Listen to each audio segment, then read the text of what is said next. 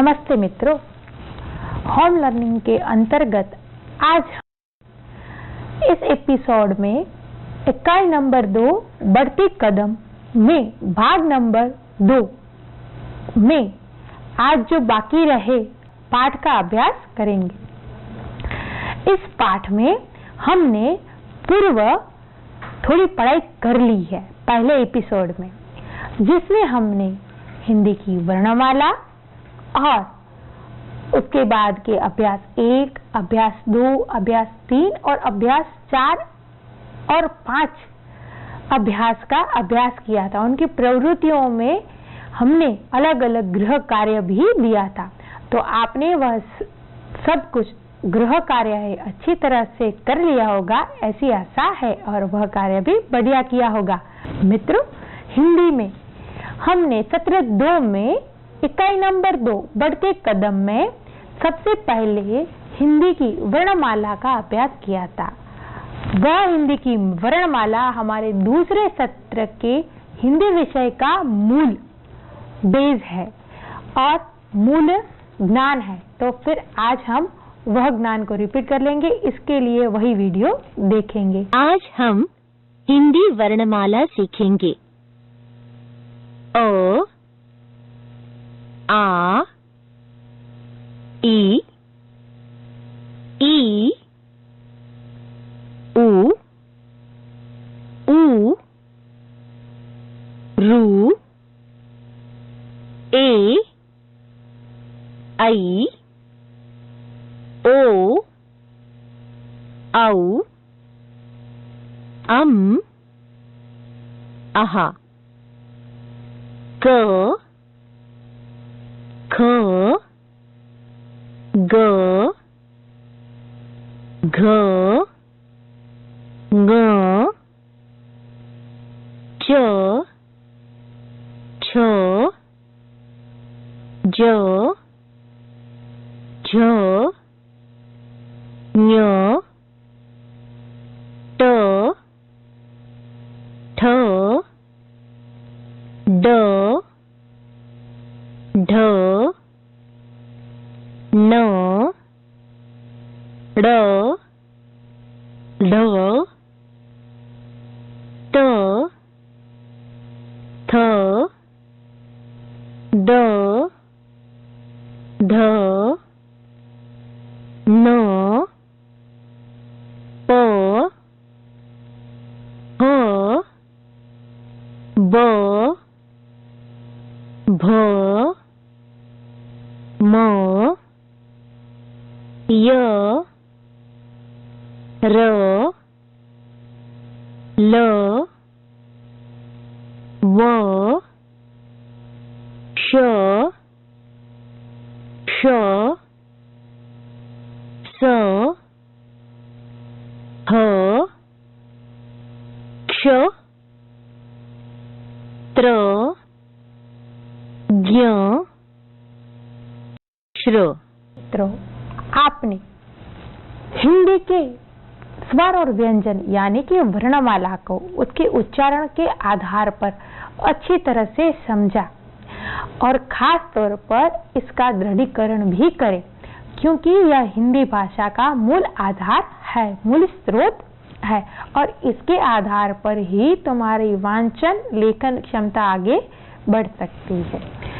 इसके अभ्यास के बाद हमने गत एपिसोड में देखा था कि जो हमारे हिंदी के वर्ण है और जो हमारे गुजराती के वर्ण है, उनमें लेखन में थोड़ा भेद है। कई अक्षर वैसे ही लिखे जाते हैं जो हिंदी भाषा में लिखे जाते हैं, वही गुजराती भाषा में लिखे जाते हैं, लेकिन कई वर्ण ऐसे हैं जो हिंदी और गुजराती में लेखन में भिन्न है, यानी कि दोनों लिपि में अलग अक्षर बन जाते हैं। वह गृह कार्य में मैंने आपको कार्य दिया था, जिसमें मैंने आपको स्वरों के उदाहरण और वीडियो के माध्यम से यह बताया था कि अलग अलग स्वर कौन से हैं, लेकिन व्यंजन वो आपको ढूंढना था। तो व्यंजन में खास करके अलग अलग है, उसमें गुजराती का क और हिंदी का क, गुजराती का ख और हिंदी का ख। वैसे ही आगे जो च है, फिर ज अलग है, वो जरने वाला, ऐसे कई वर्ण हैं जो हमारे हिंदी भाषा और गुजराती भाषा में दोनों में अलग अलग लिखे जाते हैं। तो खास करके आपने सूची बनाई होगी और उस सूची को याद भी रखना है, क्योंकि जब हम अब गुजराती की जगह हिंदी में वाक्य लिखेंगे तब उन वर्णों का हमें खास ध्यान रखना है और लेखन में भी ध्यान रखना है। तो उस अभ्यास के बाद अभ्यास 2 है, हमने वाक्य लेखन के वाक्य के अलग अलग रूपों का अभ्यास किया था। उसमें यह है और दूर के लिए वह है का प्रयोग किया था और उसमें मैंने आपको वह होमवर्क दिया था कि 5 वाक्य आप अपने बड़ों की मदद से लिखें और अच्छी तरह से यह है और वह है का भेद समझे। तो आपने वो भी अच्छी तरह से बढ़िया तरीके से कर लिया होगा। तो मित्रों, आज हम अभ्यास नंबर 6 में एक नए सर्वनाम का अभ्यास करेंगे, जिसमें मैं, हम, तुम, आप आदि सर्वनामों का अभ्यास करेंगे। आपके पाठ्य पुस्तक में उसके चित्र, पाठ और वाक्य का अच्छी तरह से अभ्यास करना है, लेकिन उससे पहले आपको इस वीडियो को देखना है। सर्वनाम, पुरुषवाचक सर्वनाम के प्रकार। अभ्यास 6। आज हम मैं, हम, तुम, आप इन शब्दों से बने हुए वाक्य पढ़ेंगे। मैं तुषार हूँ, मैं विद्यार्थी हूँ, मैं स्कूल जाता हूँ। मैं दीपाली हूँ, मैं विद्यार्थिनी हूँ, मैं स्कूल जाती हूँ। हम लड़के हैं, हम पढ़ते हैं। हम लड़कियां हैं, हम पढ़ती हैं। तुम विद्यार्थी हो, तुम 4ठी कक्षा में पढ़ते हो। तुम विद्यार्थिनी हो, तुम 4ठी कक्षा में पढ़ती हो। आप किसान हैं, आप खेती करते हैं। आप डॉक्टर हैं, आप अस्पताल जाते हैं। तो मित्रों, अभ्यास 6 में हम जो सर्वनाम का अभ्यास करने वाले हैं उसमें है मैं, हम, तुम और आप। इस सर्वनाम में हम देखें तो जब हम अपने लिए बात करते हैं तब मैं सर्वनाम का प्रयोजन करते हैं। उसी प्रकार जब बहुवचन में अपनी बात बतानी हो तब हम सर्वनाम का प्रयोग करते हैं। उसी प्रकार सामने वाले की जब बात बतानी हो तब तुम का हम उपयोग करते हैं और हमारी उम्र से जब बड़े व्यक्ति की बात बतानी है तब आप सर्वनाम का हम प्रयोजन करते हैं। इस बात को हम वीडियो के जरिए समझेंगे। अभ्यास 6। आज हम मैं, हम, तुम, आप इन शब्दों से बने हुए वाक्य पढ़ेंगे। मैं तुषार हूँ, मैं विद्यार्थी हूँ, मैं स्कूल जाता हूँ। मैं दीपाली हूँ, मैं विद्यार्थिनी हूँ, मैं स्कूल जाती हूँ। हम लड़के हैं, हम पढ़ते हैं। हम लड़कियां हैं, हम पढ़ती हैं। तुम विद्यार्थी हो, तुम 4ठी कक्षा में पढ़ते हो। तुम विद्यार्थिनी हो, तुम 4ठी कक्षा में पढ़ती हो। आप किसान हैं, आप खेती करते हैं। आप डॉक्टर हैं, आप अस्पताल जाते हैं। तो मित्रों, आपने देखा ना, यहाँ पे मैं, हम, तुम और आप जो है वह सर्वनाम को किस तरह से अच्छी तरह से प्रयुक्त किया गया है। तो आप भी अपने जीवन व्यवहार में मैं, हम, तुम और आप सर्वनाम का प्रयोग कर वाक्य बनाने का प्रयास करेंगे। तो इस अभ्यास के अंतर्गत आप अपनी पाठ्य पुस्तक में जो वाक्य दिए गए हैं उसका अभ्यास करने के बाद ऐसे ही सर्वनाम का उपयोग कर आपको 5-5 वाक्य बनाने हैं, जिससे आपको इस सर्वनाम की अच्छी तरह से समझ प्राप्त हो सके। तो मित्रों, इसके बाद हम अभ्यास नंबर 7 का अभ्यास करेंगे, जिसमें अलग अलग अवयवों का हमें उपयोग करना है, उसकी समझ लेनी है और अपने व्यवहार में कैसे प्रयोग करते हैं उसका हम अभ्यास करेंगे। मित्रों, खास करके के पास, के ऊपर, के नीचे, के लिए जैसे शब्द का हम संयोजन अवयव के स्वरूप में प्रयुक्त करते हैं। तो अब हम वीडियो में ऐसे ही अलग अलग संयोजनों का अभ्यास करेंगे, तो इसके लिए आप यह वीडियो देखिए। अभ्यास 7। आज हम मैं, के अंदर, के ऊपर, के नीचे, के पास, इन शब्दों का प्रयोग किए हुए वाक्य पढ़ेंगे। ये मछलियां हैं। मछलियां पानी में है। मछलियां जार के अंदर हैं। वह किताब है। किताब मेज पर है। किताब मेज के ऊपर है। यह गाय है। गाय पेड़ के नीचे है। गाय घास खा रही है। वह पाठशाला है। पाठशाला के पास पेड़ है। पेड़ के नीचे बच्चे खेल रहे हैं। तो मित्रों, आपने देखा अवयव में खास करके ऊपर, के नीचे, के पास, में आदि है, वह संबंधवाचक अवयव है जिसका प्रयोजन हमने देखा। तो मित्रों, ऐसा ही अभ्यास कर आपको अन्य 5 वाक्य को लिखना है अपनी कॉपी में, जिसके कारण आपको यह अवयव के बारे में ज्यादा जानकारी मिल सके। फिर इसके बाद हम अभ्यास नंबर 8 है उसका अभ्यास करेंगे। अभ्यास नंबर जो 8 है उसमें ऐसे ही जो सर्वनाम है उसका जो अभ्यास है वह हमें करना है, जिसमें मेरा, तुम्हारा, हमारा आदि सर्वनामों का प्रयोजन एवं वाक्य में प्रयोग है, वह हमें समझना है।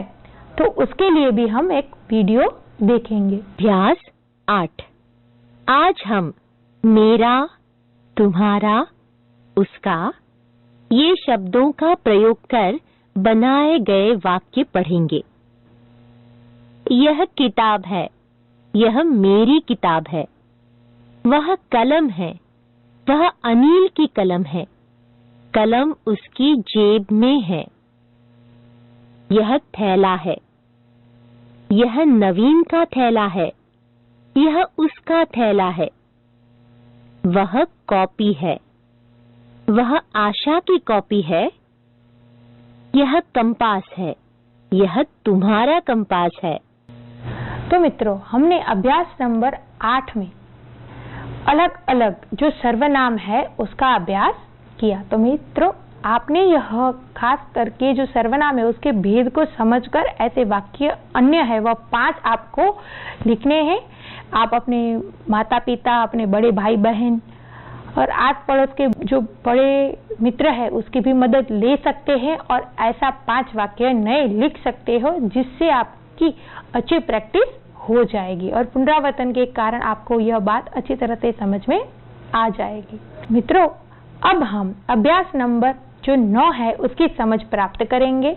अभ्यास नंबर जो 9 है उसमें एक आपको चित्र दिया गया है। उस चित्र का आपको अभ्यास करना है और साथ में उसमें कौन, कब, कहाँ, क्यों, कैसे आदि प्रश्नों का जवाब है वह जानना है और उसमें जो प्रश्न दिए गए हैं वह चित्र में से उसके जवाब भी ढूंढने हैं।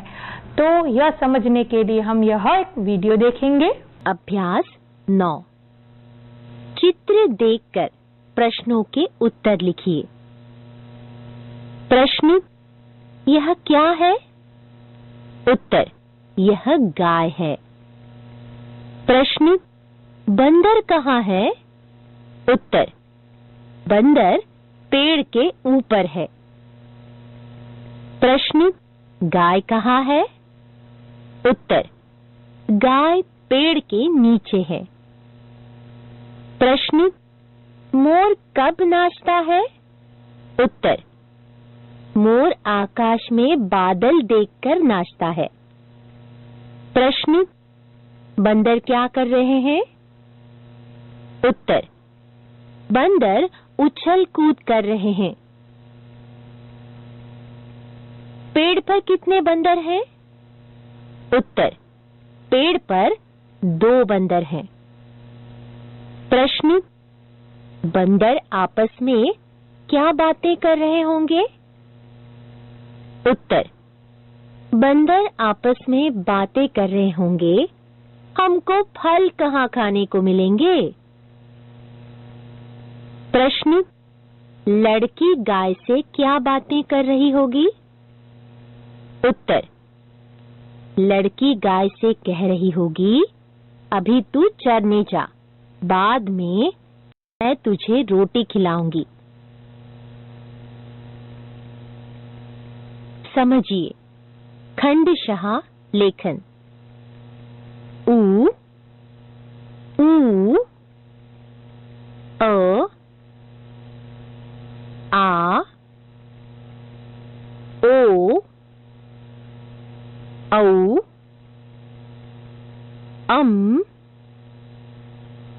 अहा, ए, ऐ, ई, रू। तो मित्रों, आपने देखा कि जब हमें कोई प्रश्न पूछना होता है तब कब, कहाँ, कैसे, कौन, क्यों आदि शब्द का प्रयोजन करके हम प्रश्न पूछ सकते हैं।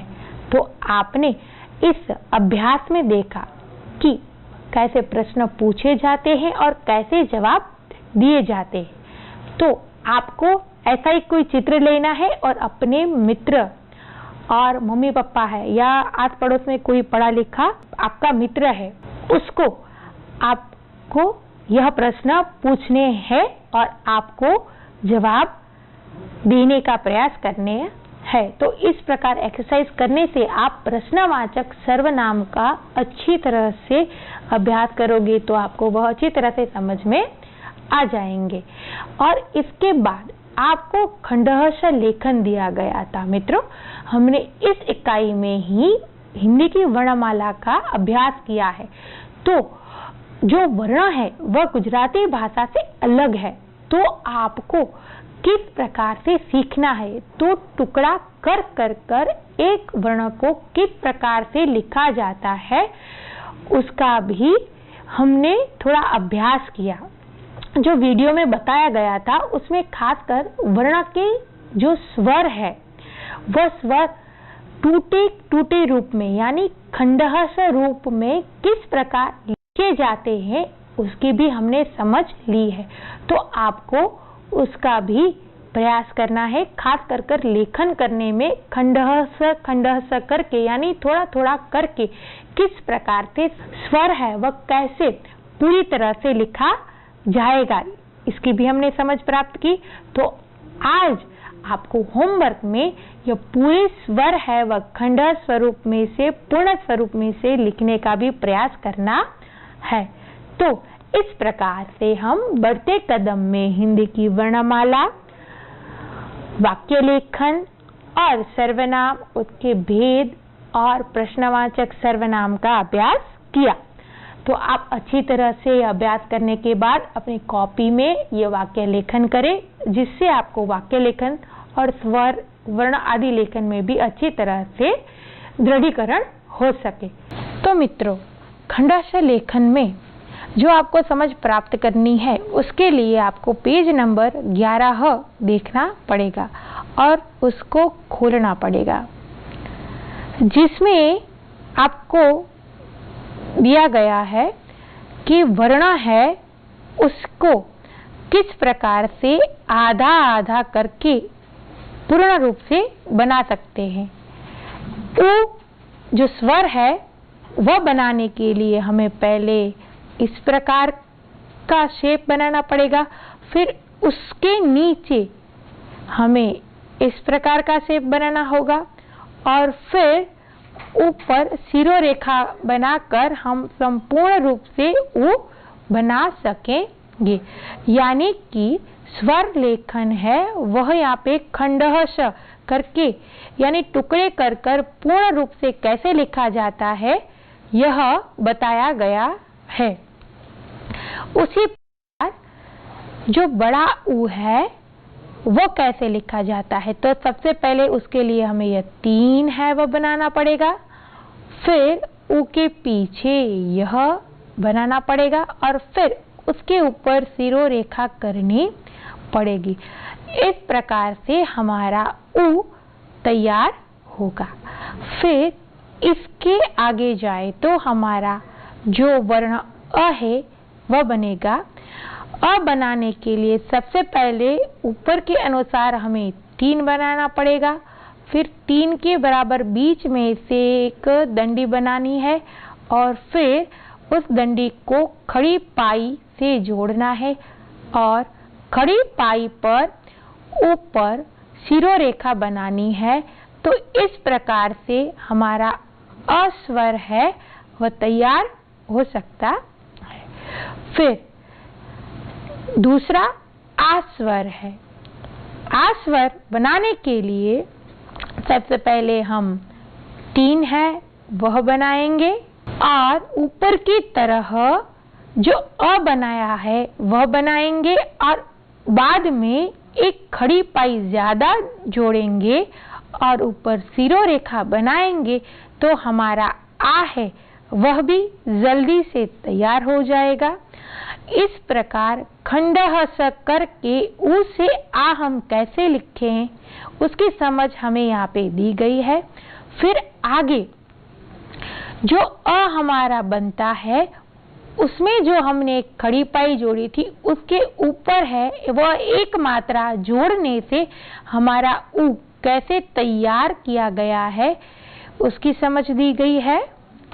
फिर औ स्वर है वह कैसे लिखते हैं उसकी समझ दी गई है। उसके लिए भी हमें ऊपर की तरह 3 फिर अ फिर उसमें नीचे एक मात्रा कर कर आ और एक के साथ दूसरी मात्रा करने के बाद औ अक्षर हम कैसे बनाते हैं ये आप समझ सकते हैं। औ वर्ण हम बना सकते हैं। औ वर्ण के बाद हम अम वर्ण कैसे बनाते हैं वह सीखेंगे।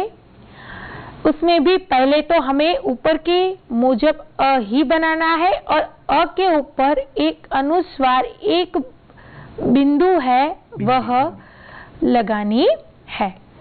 फिर आगे हम अह स्वर है उसका लेखन करेंगे। अह वर्ण लिखने के लिए सबसे पहले तो हमें अ ही लिखना पड़ेगा। जो अ लिखने के बाद उसके पीछे 2 विसर्ग करने हैं और विसर्ग के बाद वह पूर्ण अह हो जाएगा। उसी प्रकार ए लिखने के लिए हमें सबसे पहले खड़ी पाई करनी है। खड़ी पाई को फिर बाद में नीचे ले जाना है और उसके पास में जो घ की हम मात्रा पहली करते हैं वह बनानी है और ऊपर सिरोरेखा बनानी है। इस प्रकार से हमारा ए वर्ण है ए स्वर है तैयार होता है। फिर आगे हम ऐ स्वर है उसके बारे में लिखेंगे। उसको खंडः से तैयार करने के लिए पुनरावर्तित रूप से ए तो पहले हमें बनाना ही है। ए बनाने के बाद ऊपर एक मात्रा जोड़ने से और फिर सिरोरेखा बनाने से ऐ स्वर हमारा बन जाता है। फिर इसके बाद हम ई स्वर है वह बनाना सीखेंगे। ई स्वर बनाने के लिए ऊपर छोटी सी पाई करनी है और पाई को फिर पीछे खींचना है, फिर नीचे मोड़ देना है और फिर यहाँ ऐसे हम जो फ बनाते हैं उस प्रकार से मोड़ देना है और फिर ऊपर सिरोरेखा बनाने पर हमें ई है वह मिलता है। फिर आगे हम बड़े वाली ई कैसे बनाते हैं वह सीखेंगे। इस ई को बनाना है तो सबसे पहले हमें छोटी वाली ई का जो हमने मुड़ाव देखा था उसके अनुसार छोटी फाई, फिर मुड़ाव कर और नीचे से फ की तरह बनाकर फिर ऊपर है वह रेफ देना है और फिर सिरो रेखा बनानी है और इस प्रकार से हमारी बड़ी वाली ई भी तैयार हो जाती है। और सबसे अंत में हमारे हिंदी में एक स्वर जो गुजराती से ज्यादा है, री, उसका लेखन कार्य है। वो आपके लिए थोड़ा कठिन तो नहीं है लेकिन नया है, तो उसके लिए हम समझेंगे। वो त्र से बनता है, तो त्र में जो पहला आकार है वह करेंगे, फिर उसके बाद पीछे खड़ी पाई करेंगे और खड़ी पाई को पीछे ऐसे मोड़ देना है और इस तरह से जो री स्वर है इसका हम लेखन कर सकेंगे। मित्रों, यहाँ पे हमें अलग अलग सभी स्वरों को खंडहस्त करके कैसे पूर्ण रूप से लिख सकते हैं इसकी समझ प्राप्त की। तो मित्रों, अब हमने उसके लेखन की पूर्ण समझ तो प्राप्त कर ली है, लेकिन फिर एक बार उसके उच्चारण को भी हम समझेंगे। खासकर जो बच्चों के वाली यानी माता पिता भाई बहन है वो भी यह बात समझ ले और उसके उच्चारण को बच्चों को बारंबार पुनरावर्तन और मुहावरे के अनुसार यह सिखाए, जिसके कारण उसका दृढ़ीकरण अच्छी तरह से हो सके। तो बच्चों, अब बारी है आज के प्रश्न की। प्रश्न आप देख सकते हैं। प्रश्न है, पेड़ के खाली जगह बालक खेल रहे हैं। विकल्प ए बाहर, विकल्प बी नीचे, विकल्प सी में, विकल्प डी अंदर। तो बच्चों, इन 4 विकल्पों में से सही विकल्प पसंद करके आपको आज रात को 8 बजे से पहले फ़ोन करना है। फ़ोन नंबर नोट कर लीजिए। फ़ोन नंबर है 635573994440। मित्रों, अगले हफ्ते हम नई इकाई के साथ मिलेंगे, लेकिन तब तक इस इकाई का संपूर्ण ज्ञान प्राप्त करें और जो गृह कार्य दिया है वह अवश्य सही ढंग से लिखें।